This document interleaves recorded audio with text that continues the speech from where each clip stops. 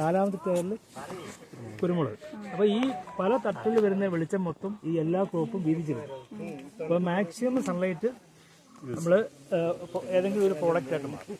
അതാണ് ഇതിൻ്റെ. പിന്നെ ഏറ്റവും അടിയിൽ ഇത്രയും ക്രോപ്പ് നിൽക്കുന്നുണ്ട്, ഇതിൻ്റെ റെസിഡ്യൂ മൊത്തം ഇതിൽ തന്നെ വീഴും. അപ്പോൾ എന്തായി, മണ്ണ് ഓർഗാനിക് റിച്ചായി. മണ്ണ് ഓർഗാനിക് റിച്ച് ആകുമ്പോൾ എന്താവും, ഓർഗാനിക് മാറ്റിന് അളവ് കൂടും. ഓർഗാനിക് മാറ്റിന് അളവ് കൂടുമ്പോൾ എന്താവും, വാട്ടർ ഹോൾഡിംഗ് കപ്പാസിറ്റി കൂടും. നമ്മൾ മറ്റേ വാട്ടർ ഹോൾഡിംഗ് കപ്പാസിറ്റി പഠിച്ചില്ലേ, അത് വെള്ളം പിടിച്ചു വെക്കാനുള്ള ശേഷി കൂടും.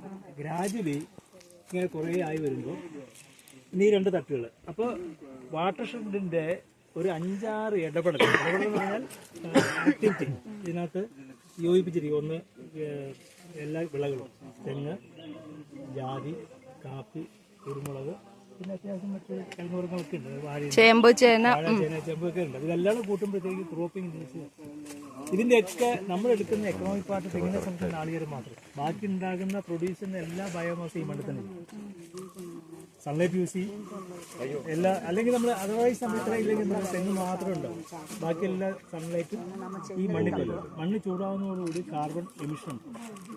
അപ്പോൾ കാർബൺ എമിഷൻ കുറയ്ക്കുന്നു, സോയിൽ കൺസർവ് ചെയ്യുന്നു, വാട്ടർ കൺസർവ് ചെയ്യുന്നു, ഓർഗാനിക് മാറ്റർ റിച്ചാക്കുന്നു, പിന്നെ സോയിൽ എയറേഷൻ കൂടുന്നു.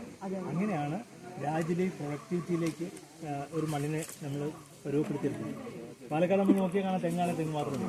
ഇനി ഇതിൻ്റെ അടിയിൽ ഇനി മണ്ണിൽ പുല്ല് വളർത്താൻ സ്ഥലം, കരിച്ചൊക്കെ വെക്കാൻ സ്ഥലം, ചേമ്പ് വെക്കാൻ പറ്റും, ചേന വെക്കാൻ പറ്റും.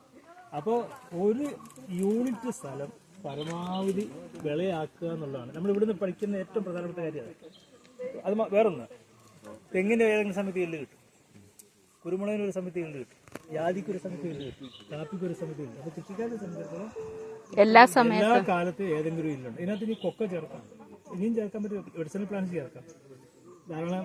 ഇങ്ങനെയാണ് ഒരു തുണ്ട് ഭൂമി നമ്മൾ ആക്കിയിട്ട് നമ്മളിപ്പോൾ ഇതാണ് ഇന്ന് മനസ്സിലായത്. ഇതിനകത്ത് ഗ്രാമ്പുണ്ട്, അതേ നിൽക്കുന്ന ഗ്രാമ്പ് ഇല്ല, അതല്ല, അത് ജാതി തന്നെയാണ്. കവുങ്ങുണ്ട് അല്ലേ, പറ്റുന്ന സ്ഥലത്ത് കവുങ്ങുണ്ട്, നാരകമുണ്ട്. അപ്പൊ ഇതെല്ലാം ഇപ്പൊ നാരകം നമ്മൾ അത്ര മിസ്സാറില്ല, ഈ ഒടിച്ചു നാരക ചില സമയത്ത്.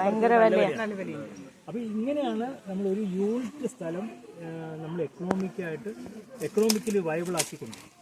ഇതാണ് സസ്റ്റൈനബിൾ അഗ്രികൾച്ചർ, ഇതാണ് വാട്ടർ ഷെഡ് ബേസ്ഡ് അഗ്രികൾച്ചർ.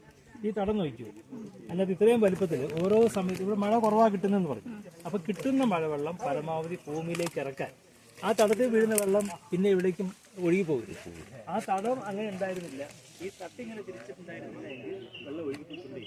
ഇത് രണ്ടും ചെയ്തുകൊണ്ട് ഈ തട്ട് ഈ വൈകാലുണ്ട്, ആ മഴ ഉണ്ട്. അപ്പോൾ ഒരു പ്രാവശ്യം ഒരു 5 സെന്റിമീറ്റർ